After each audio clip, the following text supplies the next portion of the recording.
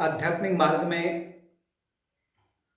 प्रगति नहीं हुई है और जब तक आत्मज्ञान नहीं प्राप्त हुआ है तब तक जीवात्मा अज्ञान के क्षेत्र में रह कर करके अपने चित्त की गहराई में जो संस्कार हैं उनके माध्यम से वो निरंतर जन्म और मृत्यु के चक्र में ही पड़ते रहता है।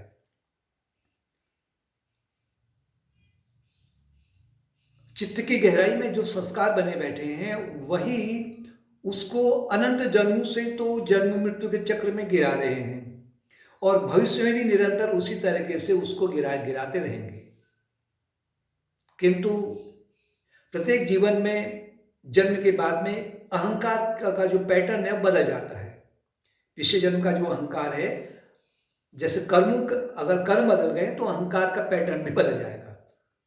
तो उसको अपनी पिछली स्मृति नहीं रहती है, लेकिन उसके जो पिछले जन्म के जो संस्कार हैं स्मृति के रूप में, बीज के रूप में उसके अचेतन मन में विद्यमान है। यही संस्कार या जो संचित कर्म है वासना को रूप लेती हैं और फिर वासना का रूप लेकर के ये फिर वृत्ति का रूप ले लेती हैं। जैसे फिल्म में चलती है ना, आपकी वृत्तियां चलती हैं, फिल्म चलती हैं अलग अलग, तो एक विशेष स्पीड से चलती हैं तो वो फिर एक जीवंत फिल्म का नाम ले लेती है, रूप ले लेती है। इसी प्रकार से वृत्तियां जब विशेष एक डिवाइन कंप्यूटर में कहें, डिवाइन प्रोजेक्टर में कहें, तो वो निरंतर चलते रहती हैं और उस व्यक्ति जीवात्मा को ऐसा प्रतीत होता है कि मैं इसमें उलझा पड़ा हूं पूरी तरीके से। उन्हीं के कारण में वो जन्म और मृत्यु का अनुभव करता है। तो संस्कार से बनती वासनाएं, वासना से बनती संस्कार, वासना से बनते हैं वृत्तियां और वृत्तियां फिर एक बाहरी वातावरण है और आंतरिक वातावरण है। बाहरी रूप से पांच इंद्रियां क्या एकत्र कर रही हैं और अंदर से जो अहंकारी कामनाएं हैं, पिछली स्मृति है, वो अनुभव किया है, एक कल्पना है कि कितना सुख मिलेगा हमें, तो ये जो सब मिलकर करके वो वृत्ति फिर बाद में काम का रूप ले लेती है। जब काम का रूप ले लेती है तो जब काम का बोझ ज्यादा बढ़ जाता है, जब कामना ज्यादा प्रबल हो जाती है, उससे कहते हैं तृष्णा। और तृष्णा के माध्यम से अब जीवात्मा चेष्टा में उतर आता है, मतलब वो अब अपने शरीर के अंगों से, मन से और वाणी से उस कर्म करने के लिए बाध्य हो जाता है। बाध्य हो गया ये शब्द है।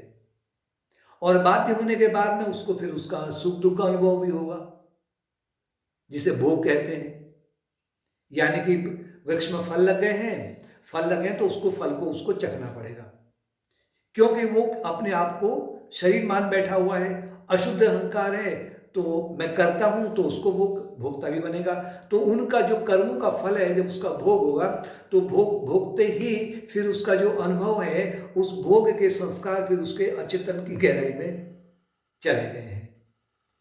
कुछ कर्मों का विकलन हुआ है, लेकिन अनेक सारे कर्म और इकट्ठे हो गए हैं और फिर वही जो संस्कार, वासनाएं, वृत्ति, काम, कर्म और भोग, ये निरंतर जो मानसिक चक्र है, मना चक्र है, निरंतर दौड़ रहा है। ये जो संस्कार बनते हैं, ये बनते हैं पंचक्लेश के आधार पर, क्योंकि जो अहंकार है वो अशुद्ध अहंकार है।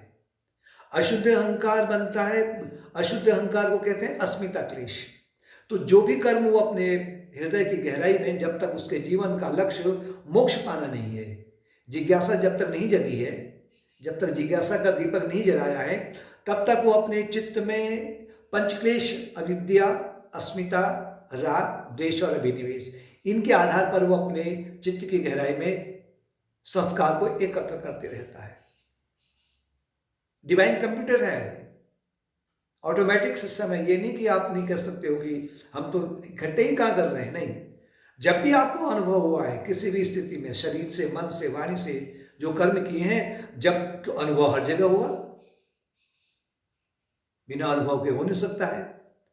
तो डिवाइन कंप्यूटर में आपके वो अचेतन मन में संस्कार चले गए। इनका जो कारण है वो पंचक्लेश है। ये पंचक्लेश में अविद्या का तात्पर्य है कि वो जो उसकी अनंत वैभवता थी, अनंतता थी, चैतन्य स्वरूप था, वो भूल करके वो अपने नश्वरता में उतर आ गया है। जैसे सूरज है घड़े में उतर आ गया है और वहां से उसके अनेक प्रकार से आरंभ हो गए, राग द्वेष उत्पन्न हो गए, क्योंकि उसने अस्मिता क्लेश आरंभ कर दिया, क्योंकि मैं तो घड़ा हूं, मैं तो घड़े में हूं, मानते ही नहीं मैं सूरज हूं। इसके माध्यम से वो जो उसको अच्छा लगेगा तो राग हो गया, और जो बीच में बाधा आ गई तो उससे द्वेष हो गया। और साथ में जो पांचवा क्लेश है अभिनिवेश, अर्थात मृत्यु का भय, या अपनी वस्तुएं छूटने का भय, परिजन छूटने का भय, धन छूटने का भय। इन पंचक्लेश के आधार पर कर्म बनते हैं और यही उसके जीवन को गुड़ गोबर कर देते हैं। किंतु साधक का जो जीवन है वो पिछले जन्मों से भी उसने जो उसके जो शुभ संस्कार हैं उसके माध्यम से वो अपने इस अचेतन मन को सुधारना चाहता है। यही दीपक है आपके पास में, ये जो विवेक का दीपक है, इससे उसमें उजाला करना है। यह तात्पर्य है कि अचेतन मन में जो संस्कार हैं उस पर वहां आपको सुधार करना है। वो सुधार सीधे अंदर तो जाके नहीं कर सकते हैं कि वो सूक्ष्म है। इसके लिए वो क्या करता है कि अशुद्ध अहंकार को त्याग करके शुद्ध अहंकार को लाता है। अपने मन में वो शुभेच्छा लाता है। शुभेच्छा का तात्पर्य है कि क्योंकि मैंने बहुत सारे संत महात्माओं की जीवनी को पढ़ लिया है, सुन लिया है, उन्होंने वो जो उपदेश दे रहे हैं वो मुझे सत्य प्रतीत होते हैं, वो सत्यता उसी में है। अनेक अवतारों की जीवनी को सुनता है, इसके माध्यम से वो ये जानना चाहता है कि मैं क्यों मूर्ख रहूं, क्यों मैं इस अशुद्ध अहंकार के पीछे पड़ूं। मुझे अब वो आत्मा और आत्मा अनात्मा में अंतर करने लग जाता है और जन्म, मृत्यु, जरा, वृद्धावस्था, व्याधि, रोग, इन सब में वो विचार करने लग जाता है।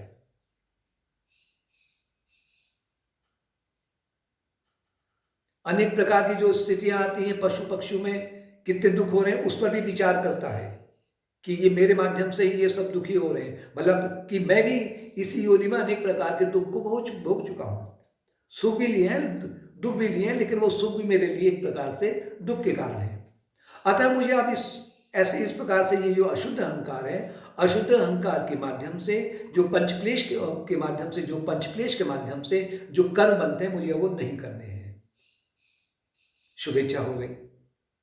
शुभेच्छा के बाद में वो अब क्या करता है, उससे अब और जगह तो वो उसको टैकल नहीं कर सकता है अचेतन मन को, न वासनाओं को।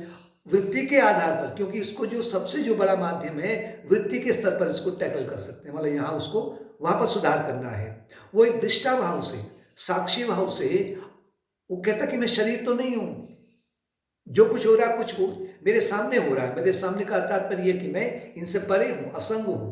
तो मैं वृत्ति के माध्यम से जो अशुभ वृत्तियां आ रही हैं उसको मैं किसी प्रकार से कोई महत्व न दूं, क्योंकि यही मेरे लिए जन्म और मृत्यु का कारण है। या जन्म मृत्यु भी नहीं कहें तो इस जन्म में अनेक प्रकार की जो बाधाएं आ रही हैं, दुख आ रहे हैं, संताप आ रहे हैं, इनका कारण तो यही वृत्तियां हैं। मैं क्यों इनको अपनाऊं? उनको उनकी अवहेलना करने के बाद में उनको महत्व नहीं देते हुए शुभ वृत्तियां जो उठती हैं, जो दैवी गुण के आधार पर है, दैवी गुण के आधार पर उन वृत्तियों को महत्व देता है और उस पर वो अपनी जिज्ञासा रूपी दीपक के माध्यम से अब वो निष्काम भाव से अपने चित्त की गहराई में शुभ संस्कारों को डालता है। जैसे जैसे वो शुभ संस्कार डालेगा तो उसी के अनुसार में उसका जीवन सुखी होने लगेगा, आनंदमय होने लगेगा, तनाव मुक्त होने लगेगा। अब जो बाहरी रूप से जो उसके प्रारब्ध कर्म के अनुसार में जो उसके जीवन में सुख दुख आने वाले हैं वो तो आएंगे, लेकिन वो उसमें अपनी मानसिकता को ले लेता है। मानसिकता को लगा करके उसको भी वो एक तपस्या भाव से ले लेता है, तो उसमें किसी प्रकार का वो दैनीय स्थिति है या शोक है, दुख है, वो उसमें ज़्यादा वो नहीं उलझता है। विचारणा के बाद में फिर वो जब इस आगे बढ़ता है तो उसमें अब वो इसके माध्यम से वो तनु संस्कार, उसके जो संस्कार हैं वो तनु होने लग जाते हैं।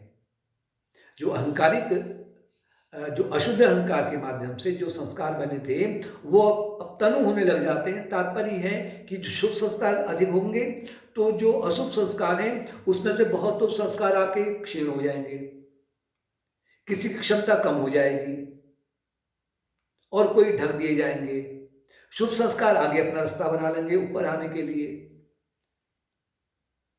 और धीरे धीरे इसके बाद में वो स्थिति जो आगे आती है तो आत्मज्ञान की अवस्था में जो ज्ञान की अग्नि है या भक्ति की निर्मल धारा है गंगा के समान में, वो सभी संस्कारों को, जन्म जन्मांतर के सभी संस्कारों को या तो भस्म कर देती है, भक्ति मार्ग में कहें तो सब बहा देती है।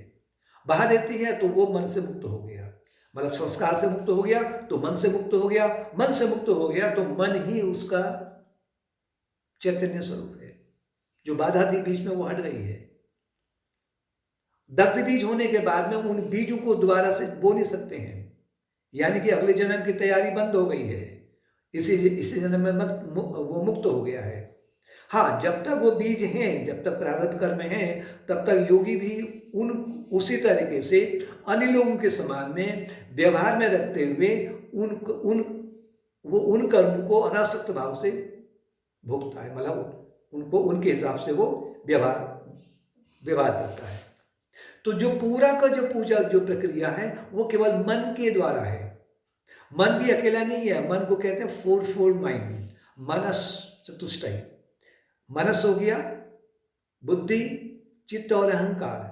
इन चारों के माध्यम से वो स्वयं को शुद्ध करने लग जाता है। स्वयं को शुद्ध करने का तात्पर्य है इन चारों के माध्यम से वो अपने चित्त की गहराई में केवल शुभ संस्कार डालता है तो ये अपने आप शुद्ध होते जाते हैं।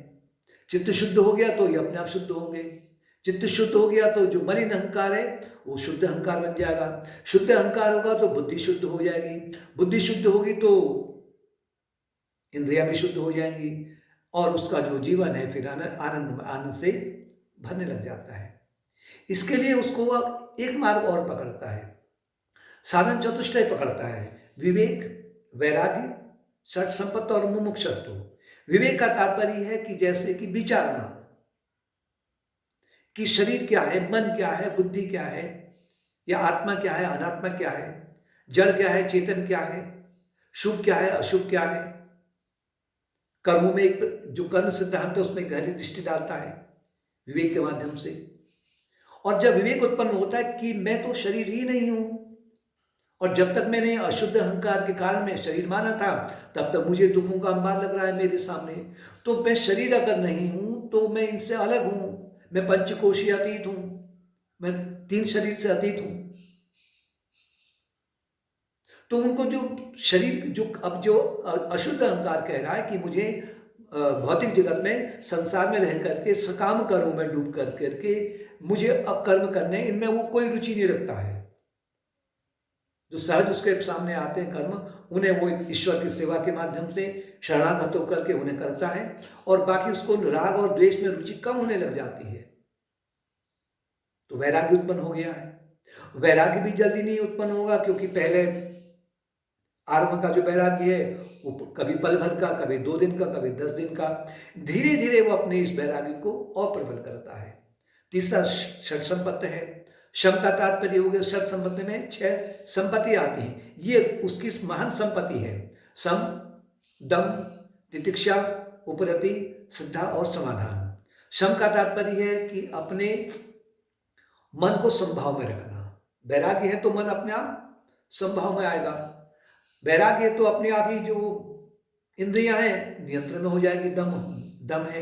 उपरति, अब उसको सकाम कर्मों से जो भोग मिलते हैं उसमें कोई उसको प्रति इच्छा नहीं रहती है कि मैं अन्य लोगों के समान में ही व्यवहार करूं, उससे कोई रुचि नहीं है, अरति हो जाती है। सम, दम, श्रद्धा,